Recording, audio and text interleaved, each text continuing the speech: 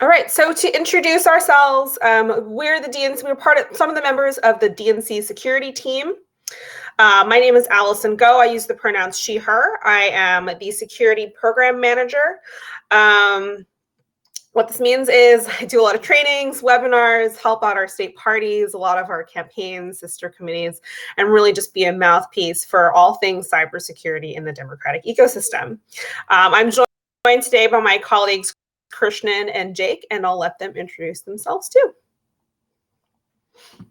Hi, everyone. My name is Krishnan. I'm currently the interim chief security officer here at the DNC. And I, in that role, I get to work with great people such as Allison and Jake to really boost the cybersecurity posture, not only of the DNC, but also to help support the broader democratic ecosystem when it comes to cybersecurity matters.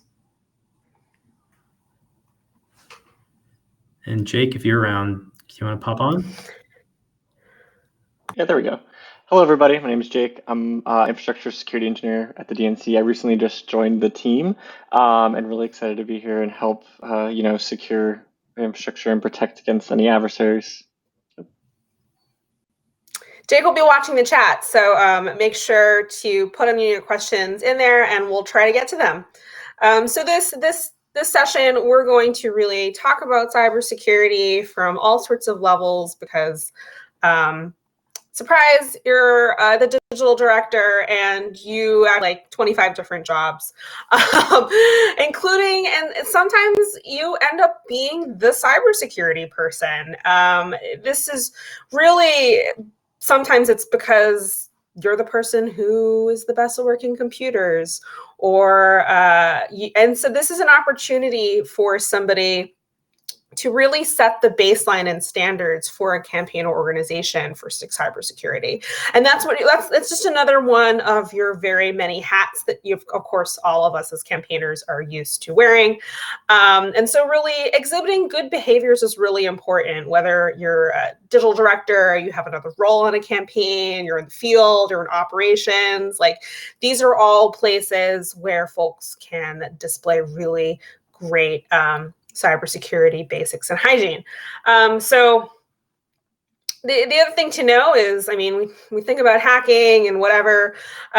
It's not always the candidate themselves or the principal that is the target. A lot of times it may actually be us as staff, support, advisors, anybody in the kind of general ecosystem, considering how much access we have to systems. We have access to data. We have access to the social media accounts. We have access to voter information, strategy documents, all sorts of stuff. And we're really all interacting with each other. We're such a network. So really, maybe it all kind of intertwines into a big thing. So if you ever think like, oh, they're not going to get me. It's all part of making sure that our entire ecosystem is secure, because we're only as strong as our weakest link, as we like to say in cybersecurity. So with that kind of general setup, I'm going to let Krishnan kind of cover who are our adversaries as those who work in campaigns. Yeah, thanks for that, Allison. And so this is so the slides you're going to see. These are actually slides that we actually show to all DNC staff as part of their onboarding to the organization. I think it's really important always to, point back to the reasons why we care so much about cybersecurity and why it's still important in 2021. And so, we constantly talk about the fact that, we are up against dedicated human adversaries who work in military-like campaigns. And what do we mean by this statement, right? When we say we're up against dedicated folks, right, we mean that this is what they do this every single day for a living, right? So there are folks out there whose jobs are to phish us, to get us to download malicious attachments, to believe the misinformation they're spreading. And so we have to take this to be a fact. The adversaries we're up against are human beings, right? So this means they, understand how we think, how we operate, what our flaws, what our vulnerabilities are. And they're going to use all this information to convince us to click on those phishing links, to download those malicious attachments, and to believe the misinformation they're spreading. Furthermore, if we look at how these attacks commonly start, right, it's through the art of deception, right? These are our adversaries, try to deceive us that, the person sending the email or sending us a text message or giving us a phone call is someone to be trusted. And because we're good human beings, right, we're going to believe that, that these folks should receive information that we have. And so we always have to remind ourselves that we're up against human beings and they're going to try to deceive us into doing things we would not normally do. And then finally, our adversaries work in campaigns. So it's different than the campaigns that we all work in, but these are campaigns in the sense that they have long-running timeframes, right? So our adversaries don't wake up the day before election or the week before election and think to themselves, maybe today's the day I'm going to do something. No, they're planning out these attacks months and years in advance. And so that's why, even though we may be a year away from the next midterm, 2 years away from the next, general election, right? These are the times in which our adversaries are planning the attacks for these next major elections. And so we have to still remain vigilant when it comes to cybersecurity matters. Go next slide. And so when we talk about these dedicated adversaries, you commonly hear about nation states, right? And so if you were like working on a campaign, a committee, maybe you worked, as kind of a digital person in the 2020 elections. If you read the news in the run-up to the 2020 elections, you likely saw articles like this saying Russia, China, Iran, other nation states were targeting campaign staff. They were targeting their email accounts. They were trying to phish them. This was expected, right? We saw what happened in 2016. We saw that, how John Podesta was phished and, how those emails were leaked to WikiLeaks. And guess what? Phishing works extremely well in 2021 still because campaign staff are still using, weak forms of two-factor authentication. They still are reusing passwords. And all of those things make it really easy for these adversaries to break into our email accounts and devices. And so we always have to remind ourselves that, look, our adversaries are going to, continue to come after us. And it's on us to make sure that we safeguard our accounts and devices accordingly. Furthermore, phishing might be the kind of the main type of attack vector we're worried about. But guess what? Our adversaries may pivot to other forms of attack as well if they find out, that phishing or, maybe getting us to download a malicious attachment doesn't work. And so after the 2020 elections, you likely heard about attacks such as Solarwinds. And what Solarwinds is an example of how our adversaries pivot to a different attack vector. It's an example of, how they're willing to take, more risks to get at organizations they want to break into, right? And so what Solarwinds was really in a nutshell was they compromised the software of a cybersecurity vendor. And if you think about this is really a pretty smart thing to do because who's ever going to second guess the software updates coming from a security vendor, right? They're a security company. They must, have good security program in place. How could they ever get hacked? And it's that blind spot exactly that got a lot of organizations.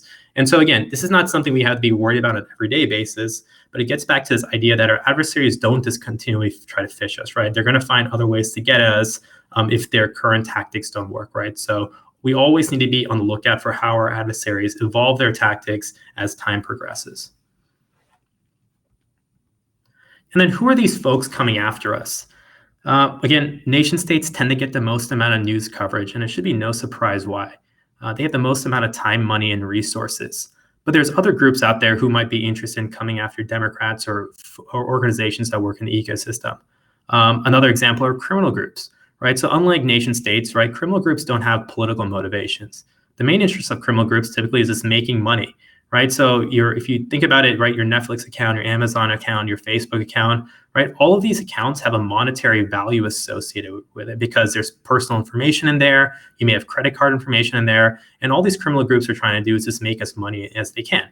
If you think about ransomware, right, ransomware really is really used by these criminal groups oftentimes just to make money, right? They're not targeting specific companies, for political reasons. They're targeting them because they think they're going to pay up that ransom.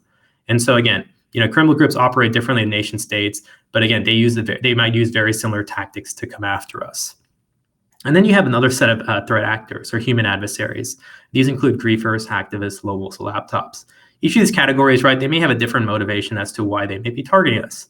Some of them might be targeting us because they, have some sort of grief against the Democratic Party or against, the values or the policies we espouse. Some of these folks just may have too much time on their hands, right? They just want to create chaos. There's nothing more to it than that. And so when you see all of these kind of groups out there, you might think to yourself, well, I'm just, just a digital director on this, this campaign that no one really cares about. Why do I care about cybersecurity? But it's exactly that blind spot that I think most of us, fall prey to, right? We should all worry about cybersecurity regardless of our position or rank in an organization or the campaign we work at, right? Cybersecurity is something that affects all of us, and as Allison kind of said, right, we don't want campaigns to be worried about cybersecurity when there's larger issues at hand, right? And so really what we want to talk about in the rest of this presentation are sort of the steps you can take to protect yourself and your organization so that you don't have to worry about cybersecurity, right? There's other things that I think are higher value that you all are working on. And there's concrete steps you can take to make sure that cybersecurity doesn't play a major role. So in the next kind of couple of slides, we are going to cover what do some of these things look like. I find this helpful because it really improves what we kind of refer to as our security spidey senses, so that we know what these things look like, that we know what they're shaped like, so we can better protect ourselves and our organizations. So just as like a baseline, I want to reestablish or just establish what phishing is. Phishing is basically just when our adversaries trick us into trying to get our passwords. That's all they want. They just want your password. And if these, again, thinking back to how they're human adversaries, they're going to use all sorts of tricks to kind of make them appear as real as possible, as legitimate as possible, to make you click the thing and then punch in your password somewhere. They're going to they may know that we're tired sometimes, like coming up to election. Sometimes we're if they say a couple of buzzwords, we may panic a little bit, and that may cause us to do actions that we wouldn't normally do. No matter how many cybersecurity trainings you've been to, there's always a chance that there's something that kind of slips your mind. So just knowing that is what phishing is, and that's the kind of tricks they're going to play. I'm going to move into our first example. So this is our first example of an email. So the image on the left is an email. The image on the right is what it leads you to when you click change password. And I understand the font may be a little bit small and maybe a little bit warped, but I'm going to leave it up on the screen for a second if you want to take out your microscope and kind of look at it and see if there's any tells you can see on this phishing email.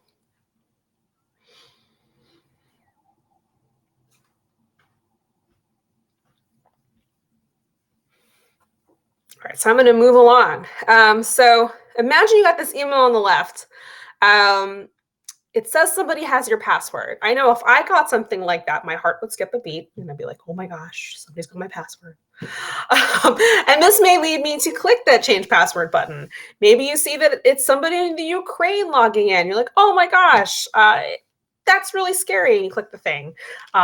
It looks like a Google login page. They're hoping, again, they're abusing our trust in Google. A lot of us use Google products. That they use the logo. They're going to follow that login flow, and they're going to hope that we don't notice the URL on the top that ends in https://com.tk. Very sketchy. I also think maybe they're hoping we open it on our phones, because if we're not always on our computers. Sometimes we're on our phones, and on our phones, the URL, we may only see the first half, the accounts.google.com, which is real. And these are the kinds of tricks that these adversaries are going to deploy and try to trap us to get our passwords. I also like this example because we're going to talk about two-factor authentication in a couple of slides, but this is a great example of why two-factor authentication is super important. Because if one day we get the most convincing phishing email, and there's no flaws, there's nothing, the tiny details like this, even if they did get your password, would they be able to produce your second factor of authentication? That's why we want to make sure that that's really strong, so they cannot do that. So that's what we'll touch on that in a couple of slides as well. Another thing we see a lot, we call these gift card scams. We see these all the time. They're not particularly politically motivated, but back to what Christian talked about at the beginning with criminal groups. In addition to folks wanting ransomware and claiming Bitcoin, there's people who just want like $50, $100 gift cards, and we see these fairly frequently, like I said. What they're going to do is they impersonate somebody in leadership. And since we're identified people. They know who we work for. They know our networks. What they do is they impersonate somebody in leadership. These examples kind of impersonated chairs. You can see the email is completely bogus. It says officers120@gmail.com. The one at the bottom was impersonating another person as gmail.com, and they're just going to ask for money. But they're going to, of course, abuse that trust in the person, because we see an email from, a chair, a boss, somebody in leadership, maybe an elected official in your area, and we know them really well, and they have a request that they need to make, and so we reply back, and then they ask for money. They ask for a payment to a vendor. They ask for a gift card. They ask for a favor. My personal favorite version is the one that asks for a couple gift cards because they really want to thank the very hardworking staff. Don't worry, we'll reimburse you. Please keep it secret. It's a surprise. So they always want to keep it a surprise. What very nice scammers are out there. So this is just something we see. Again, these are not necessarily politically motivated. I tell people my mom got one for her church group. They're just going after identified groups of people and trying to scam money. Moving on, here's an example that we actually see every once in a while that exists on Facebook. And I wanted to make sure to include this with this audience.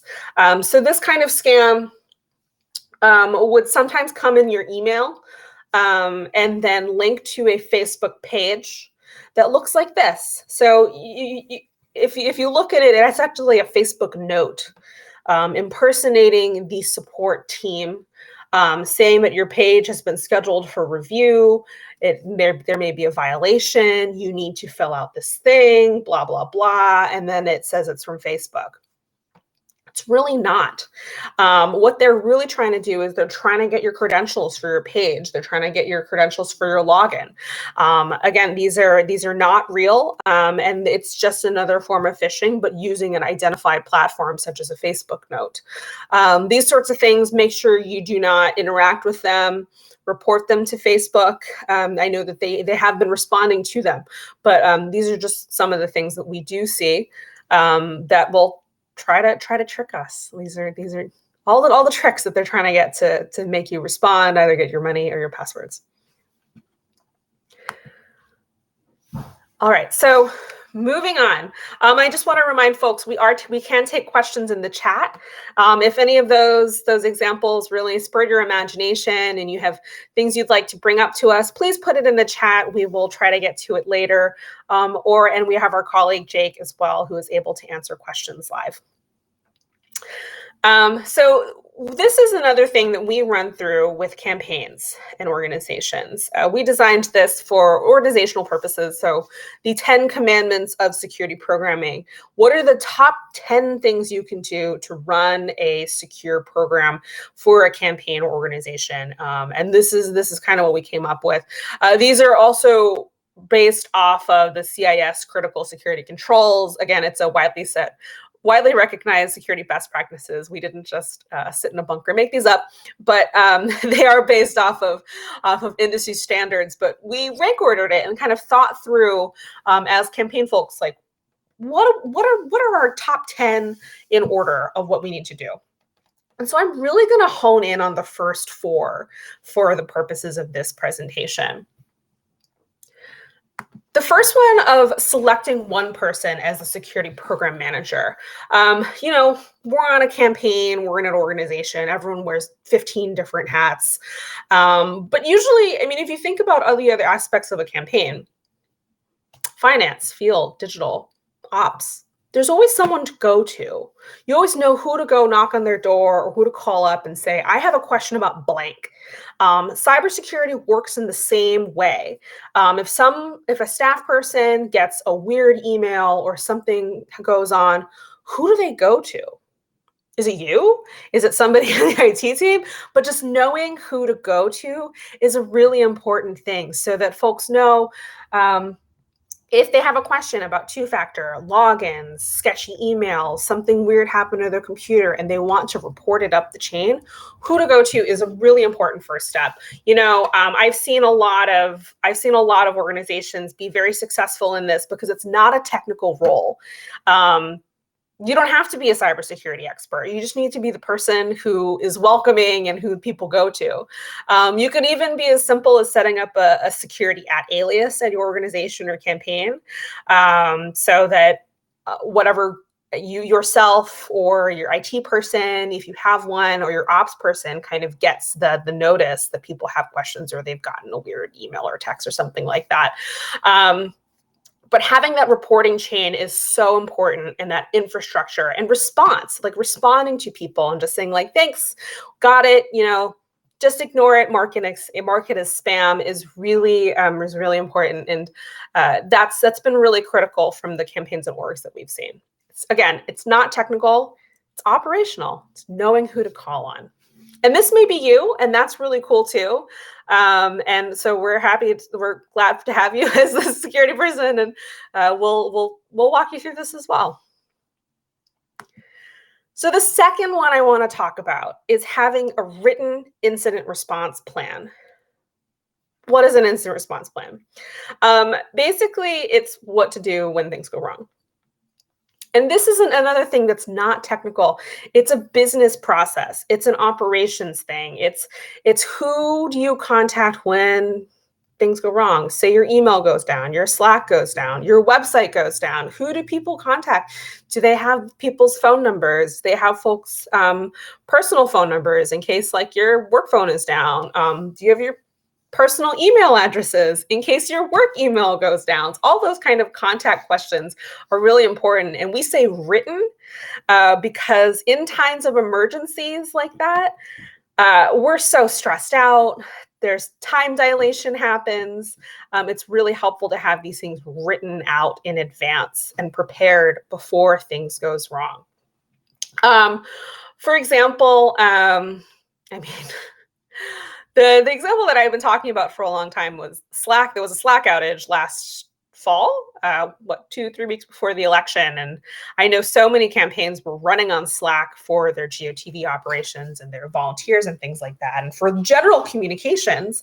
And at that moment, everyone was like, oh my gosh, what is everybody's phone numbers? What is everybody's emails? And setting up a backup and figuring out how to get in touch with people was really important. There was another big outage this year. we got the Facebook outage. I don't know how much that affected everybody, but WhatsApp was down. What do you do if you can't contact somebody first by text message? You have an alternate form of communication. Anyway, so this is, again, it's not a technical piece. A lot of it is having contact numbers, the information you need. Do you have contacts of some of your key vendors in case something goes down? That's maybe not a support at blah, blah, blah. Is it a person you can call in case your account goes down? And then making sure that this incident response plan is communicated to senior leadership in your organization. Does everybody know what to do in case of an emergency, not just you? And making sure you socialize that and let people know that there is a plan in place, and maybe practice it. Practice in case something bad happens. Like we talk about tabletop exercises a lot of times at the DNC and campaigns where we practice and we'll come up with a kind of zany circumstance, but play it like it's real. And what do we do if something bad happens? What are other things? Okay, I'm going to move to number 3. So number 3, we're actually going to dig into this in a couple of slides as well. But if anybody has heard from us in the past, you will know that we are big on what we call the DNC Security Checklist. We have it publicly available at democrats.org/security. And what it is it's a list of things that we believe everybody should be doing to secure all of their accounts and campaigns, both personal and work devices. It really is public, and really everybody with an internet presence or online accounts should be completing it. And we'll kind of, again, parking lot this to go into in a few slides, but I do want to highlight that middle news clip that says no emails have been leaked from the 2020 campaigns. And these tiny USB sticks may be one reason why. These little tiny sticks that are pictured on the left, they're called security keys. And these are physical things that you stick into your computer to let the computer know that you are who you are. And this will make you 100% protected against phishing. There's not a whole ton of things in cybersecurity that are 100% of anything, but security keys will make you 100% protected against phishing, and that's the kind of assurance we want while working in the industry that we do. Okay, so the fourth one that I do want to highlight is about disinformation. This is another kind of evolving field. There's a lot of pieces moving around in here, but we also like to have one person monitor and react to disinformation. It's also possible that the best course of action is to not react to the disinformation, so I do want to underline that. But just making sure that there's somebody to go to so that people know what to do. We do have a disinformation portal where we have a lot of publicly available information, a lot of really great resources, how-to guides, especially written for campaigns, state parties, and organizations in the democratic ecosystem. You can go to democrats.org/disinfo. There's a lot of resources, and then a picture on the right is of our comparative social media policy analysis, where the disinformation team really compared all of the popular social media platforms to see how they performed on various levels of policy. Partnerships with state-controlled media, policy against the distribution of hacked materials, and we literally give people no stars, half stars, stars are not applicable at all because they didn't think about it. But this is how we seek to hold some of these platforms accountable and hopefully make positive change for the future. And we have seen a number of improvements. Earlier this year, we did publish an update to this scorecard where we added Snap, which was really exciting. So please be sure and go and check those out. Related to this, part of disinformation, sometimes we see impersonation accounts.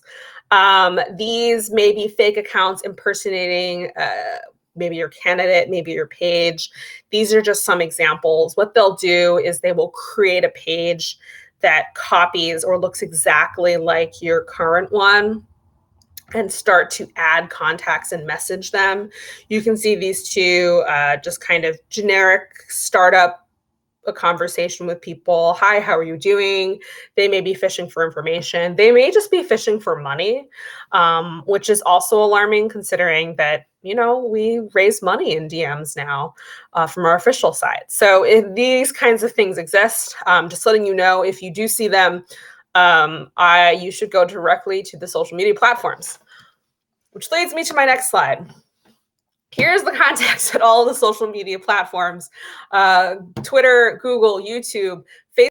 Facebook divides it by region. So if you're running a campaign in one of these regions, please go directly to your state contact. They will be the best person to go to. If you accidentally end up at the wrong contact, they will get you to the correct one. But this is who to contact at Twitter, Google, and Facebook, Instagram, politics.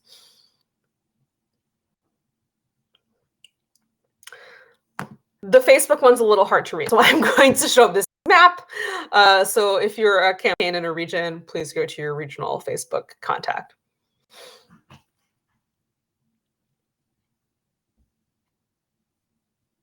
Okay, so I'm actually going to kick it back to Krishnan to talk about the security checklist that I mentioned earlier. I want to see if there's any questions. Please put them in the chat. Again, we're able to answer after our presentation, but then also our colleague Jake will be able to take some questions live as well. Cool. Thanks for teeing up the security checklist, Allison. Yeah, so as Allison kind of mentioned, right, if you ever, if talked to any of us on the DNC Security Team, if you've ever seen a briefing done by us, presentation, we always talk about the DNC Security Checklist. And really what it is the basic cybersecurity practices that all of us should be doing in 2021, right? Regardless if we work in politics or not, right? We're all human beings. We all have digital presence. And so there are a set of basic things that we all should be doing in order to protect our accounts and devices.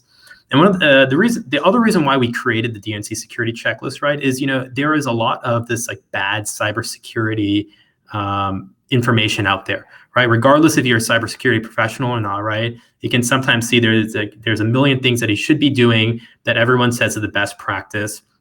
And really what we wanted to do is distill it down to these are like the core things that you should do that we know for a fact will make it a lot harder for an adversary to compromise your work accounts, your personal accounts, your work devices, your personal devices.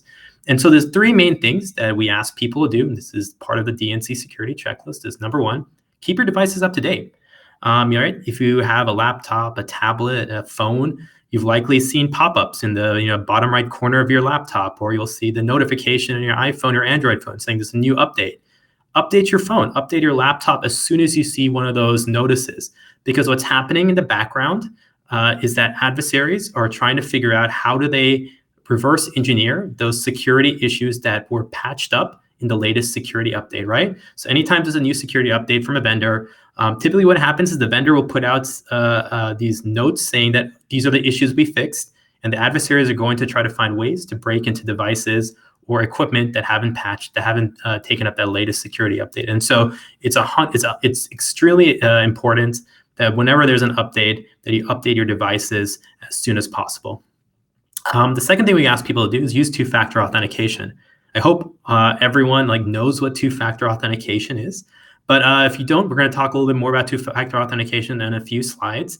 But basically, two-factor authentication, think of it as an additional layer of security above your username and password, right? So if you're familiar with, with apps that generate 6-digit codes, or you're familiar with getting a code sent to your phone or to your email account, or like security keys, like Allison previously mentioned, these are all examples of two-factor authentication.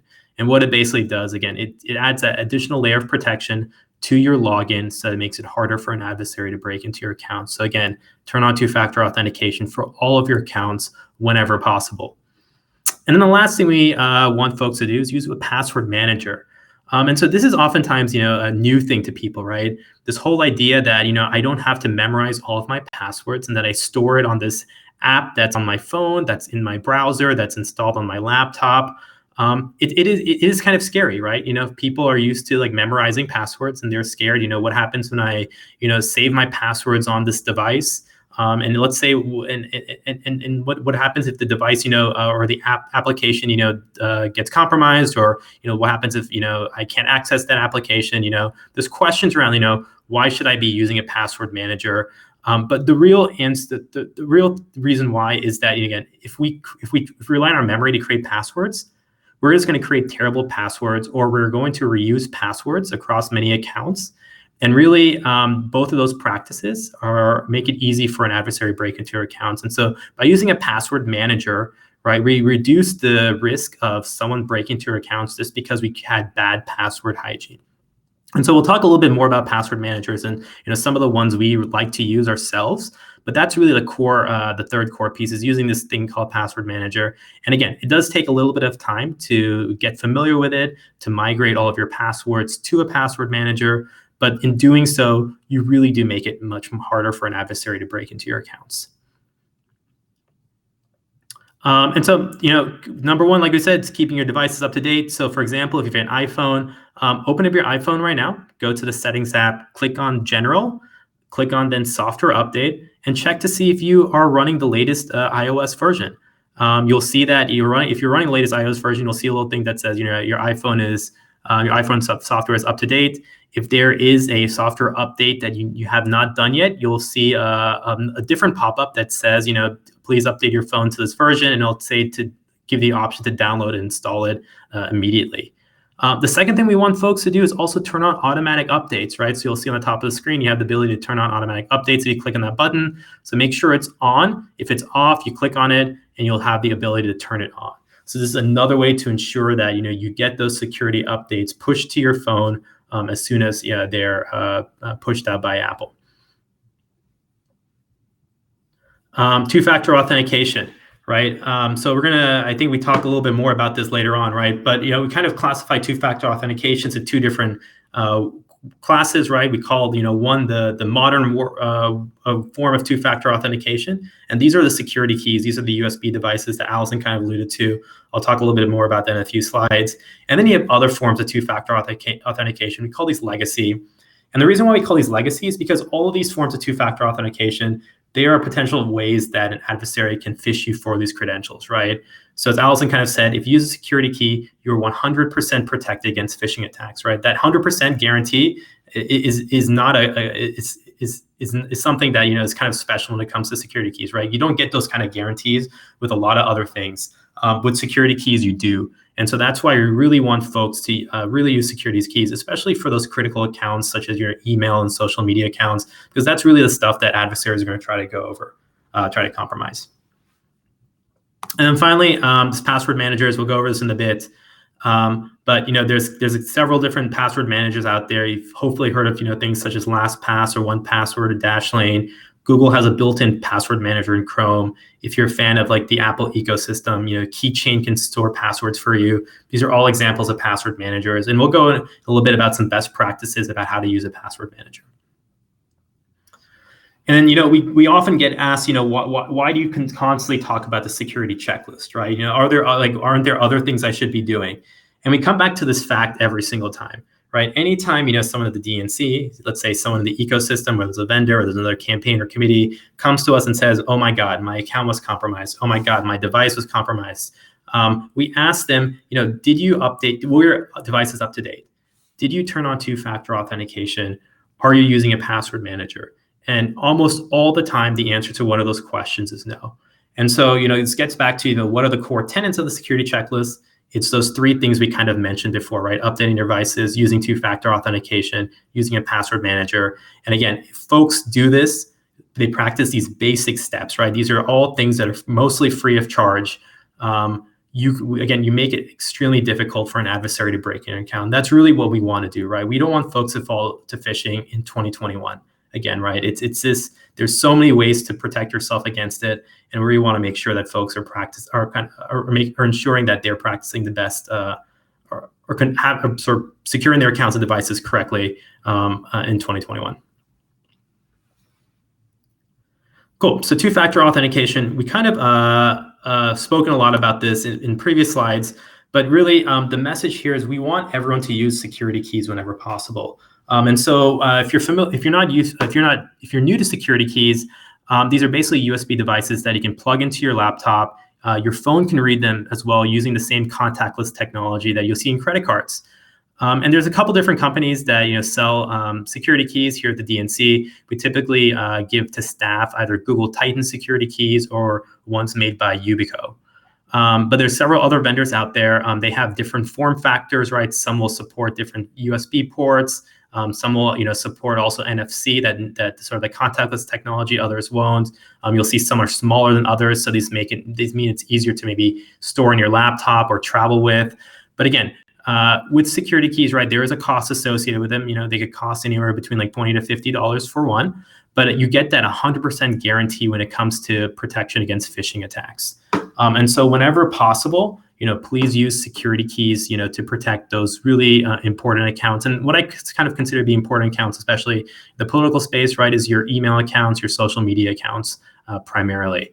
I'll put a pitch out here. If you are if you work for a state party, if you work for a national level campaign, there's a really great organization called Defending Digital Campaigns that actually will provide security keys at a discount or even for free to certain campaigns and committees, right? So if you don't know about them and you want to get in touch with them, feel free to contact us here at the DNC. We're happy to put you in touch with them. It's to understand, what sort of security services you can get discounted through this organization. Now, not all what sites support security keys, right? It's kind of this thing that it's kind of been rolled out more so over the last couple of years. And so you're probably going to find that, for when you go turn on two-factor, there's other forms that are typically supported, right? Such as the Authenticator Apps. And so this is the app that you download on your phone that generates that rotating six-digit code. This is the next best form of two-factor if security keys aren't supported. Now, if Authenticator Apps aren't supported, then your option after that, the best option you should use is one where you get a code sent to your email or code sent to your phone. And then finally, hopefully you're not using sites that don't have 2FA. They do still exist in this day and age, and we're happy to name and shame them if you know any of them, right? Honestly, here at the DNC, right, we want all of our vendors to be using two-factor authentication in some shape or form. And so, we hope that, for all the services that you all be using, whether at your organization or a campaign or committee, right, that two-factor authentication is supported. I do want to add a pro tip on the Authenticator app. So there's a bunch of them out there. They all kind of do the same thing. There's Google Authenticator, there's Duo, there's a LastPass one. The one that I recommend using is called Authy because they enable backups. So what I've seen happen sometimes is folks will get a new phone and they'll trade in their old iPhone at the Apple store and then realize that they forgot to transfer all of their security codes. And that's a little difficult. So I recommend using Authy and make sure you turn on backups so that doesn't happen to you.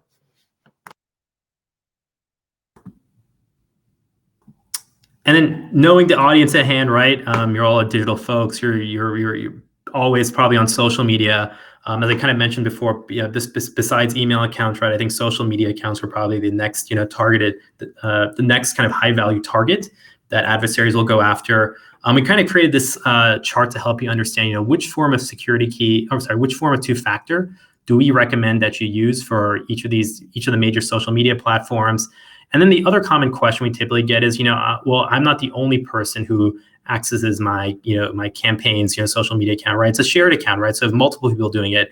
And so what's great is that some of these platforms actually have allowed for shared accounts, right? Something where you're not having to share credentials, right? But there's a way to kind of set multiple admins so that you all have unique login accounts. Now, not all of the platforms do support this, but a lot of them do. And so whenever possible, use that kind of delegate function or the ability to set multiple admins as the preferred way to share access, as opposed to, having a shared username and password that you kind of, put on a sticky note or, it's like put in some sort of like internal page that everybody knows about.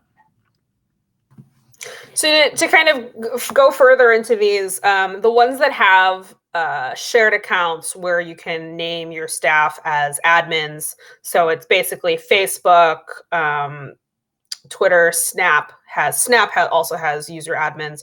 And I think the other key component in that is, since you are delegating your staff or other people on your team to have access to the main candidate page, make sure that they also have that their accounts are secure. So make sure that everybody in your team goes through security checklists that we have outlined before, because their personal Facebook page that is then has access to your candidate page is really important. So again, strong security on personal side, which then affects our work and page admin status.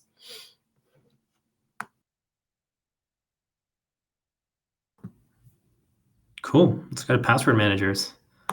Yeah. So, the last step in the security checklist is using a password manager. And what we've seen over the last couple of years as we've kind of onboarded staff at the DNC is that more and more folks have not only started nodding their heads when we start talking about password managers, but they're actually using them as well. And so I think it's a really positive sign, because, bad password hygiene really is one of the easiest ways that an adversary kind of breaks into our accounts, right? I like to say that we're human beings and we're just terrible at creating passwords, right? If we're left to memorize passwords, we're going to choose passwords that are easy to memorize, or we're going to reuse passwords. And both of those are just really bad security practices in this day and age. And so the best way to kind of make sure that you are practicing good cybersecurity hygiene is by creating long, random, and unique passwords for all of your accounts. And a unique piece is what makes it really difficult, right? To have unique, long, random passwords, unless you have a photographic memory, there's no way you're going to be memorizing, all these passwords. And so the next best option is using what's called a password manager. And what a password manager is that it comes in the form of an app that you can download on your phone. It can be a browser extension that you install on your browser. It can be also an app that's, installed on your laptop or your tablet.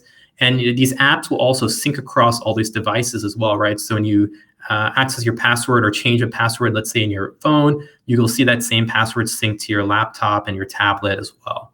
And what makes password managers really great is that not only can you store these long random unique passwords in the password manager, but it's going to autofill those credentials when you log into that account on any of these devices, right?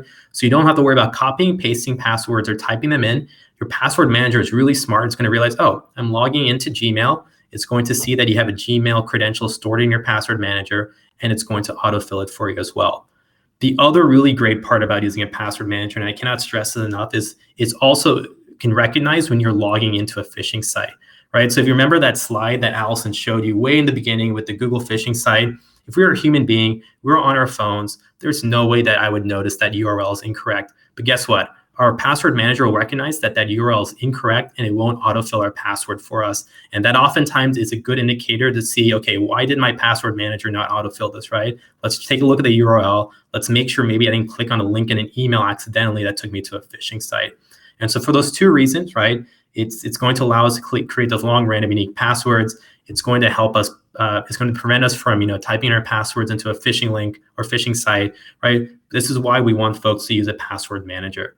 And so there's several different companies out there that make great password managers.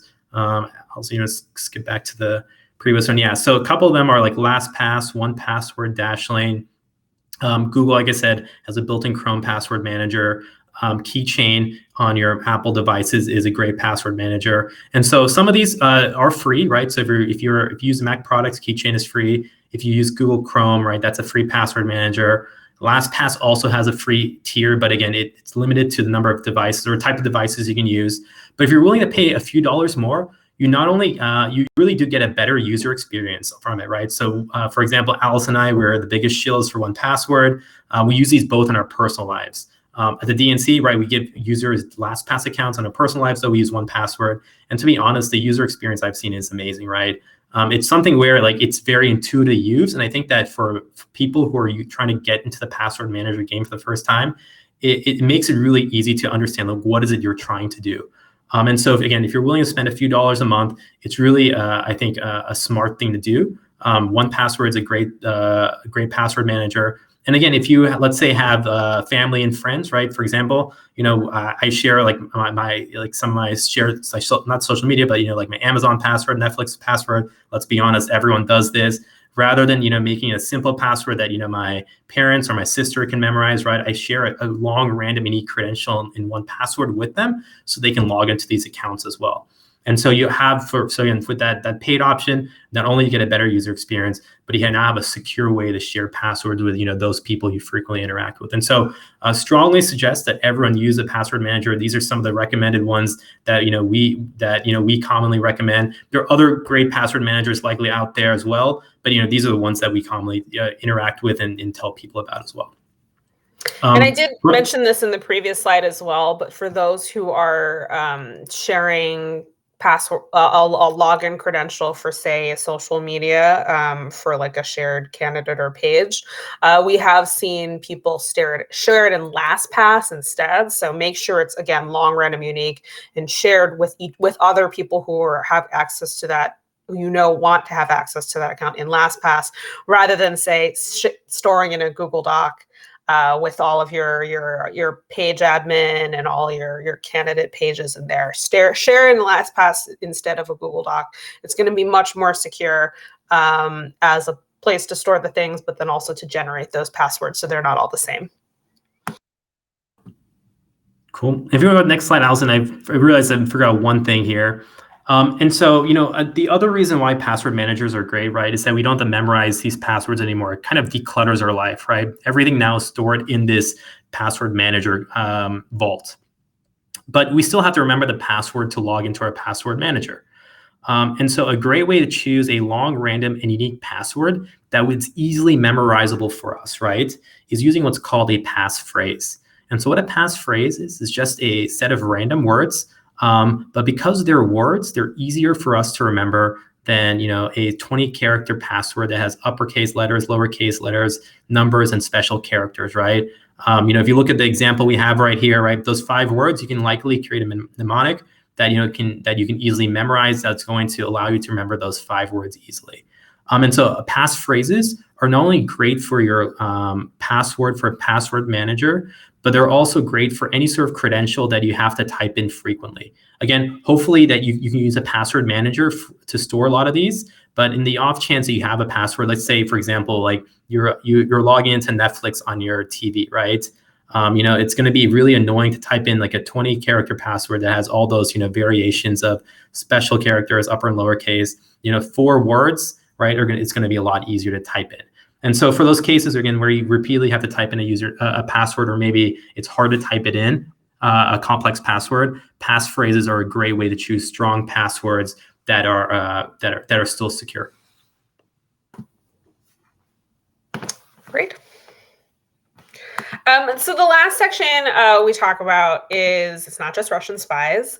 For those who have been around in campaign politics for a little bit, or progressive orgs, there are groups that seek to discredit Democrats and Democratic causes, and they seek to provoke reactions. A lot of times they will be using covert in-person filming to amplify their message.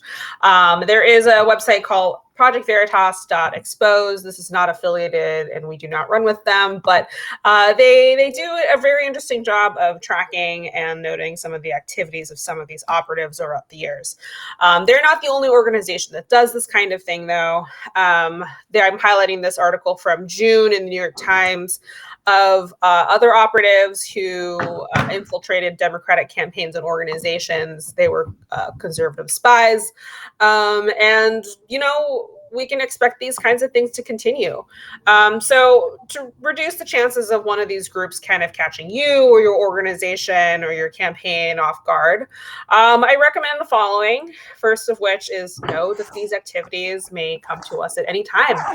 They may start with an email, a DM, a phone call. They may even just wander into your office and be like, I want to volunteer. Let me help you out. So in regarding to this, you got just a reminder to refrain from discussing sensitive work subjects in public. This includes bars, coffee shops, now that we're going outside again, but also our online activity. Everything we post on Facebook, Twitter, in our DMs, our dating apps, even in Google Meets, can be public. So, we've seen it. We've seen it before. People getting their DMs screenshotted and it leaks, kind of thing. So just being aware of our online activity. I should remind folks that, we see trackers all the time, and sometimes we're also tracking our opponents, but just a reminder, they're also watching us. Related to that, verifying requests for information or meetings. This is another tactic that some of these folks use. Is they will again start out with a cold DM or email. They may use some sort of flattery, claim to be maybe somebody looking for an internship, college student being like, "Oh my gosh, I'm such a big fan of your work. Why don't you come talk to me?" And this is all well and good. I mean, there's all sorts of folks who are willing to network and generally is a good thing to do, but just letting you know that is a common tactic that some of these human-based adversaries will use to infiltrate our campaigns. Okay, so covered a lot of stuff. Please complete the security checklist. Again, it is publicly available, democrats.org/security. Please share it with your friends and family, and update your phones. We do have a DNC a DNC security newsletter. You are all invited to join, and I will be sure to post a link to join that newsletter in the chat and in the follow-up notes here. We publish it about twice a month. Usually has some any updates, any changes in the security world, any trends that we're seeing. We usually publish that in there as well, because if one campaign is seeing it, chances are there's another one as well. So we do our best to try to keep a pulse on what people are seeing, as well as sharing out any best practices and updates for platforms that people use. And with that, I will open it for any questions. I was going to say, Allison, we're also working on a refresh of the DNC security checklist. So hopefully next week or two, you'll actually see a snazzier version of it posted on the same link, Allison. had on the previous slide. Yes, it's due for an update, and we're very excited to roll that out in the coming weeks. Hopefully y'all will be some of the first people to see it. Cool. It seems like there may have been some questions, around like harassing emails. Yeah, I mean, I'll be honest, right? Unfortunately, there are some, folks out there who like to intimidate or threaten, campaign staff, principals. And so our kind of recommendation here is, as part of that incident response plan that Allison kind of talked about earlier on, one of the core steps in that is, building those relationships with local law enforcement, right? And so when you do, kind of get these threatening emails, right? I think the most important thing you can do is, again, flagging these for law enforcement so they can take, the proper actions, against folks.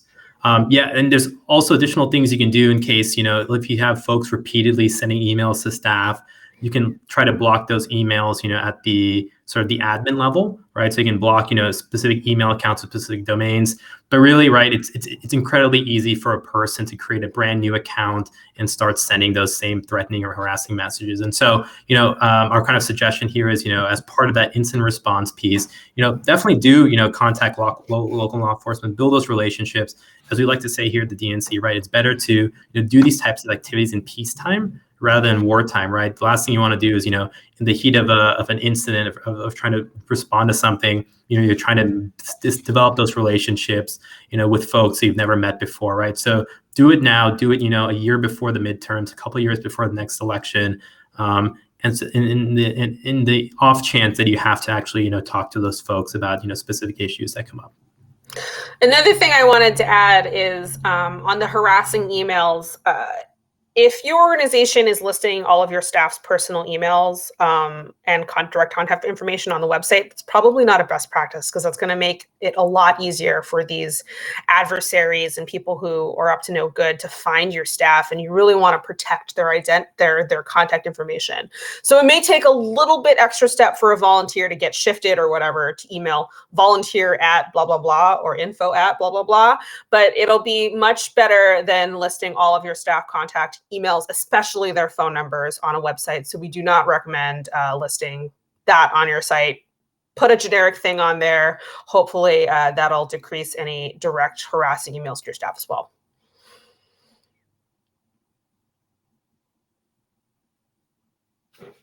That's it. That's a really great question.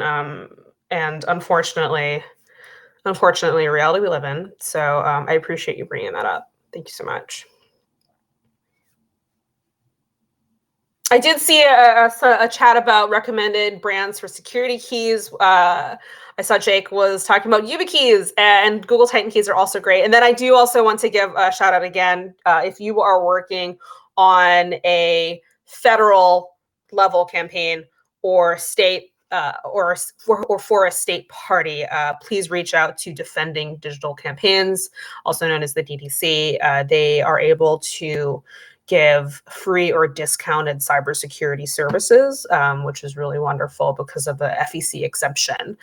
So again, federal level, but we work with them very closely, and they can help you on the YubiKeys and the Google Titan keys. Yeah, and for the DDC, they have a great website. It's defendcampaigns.org.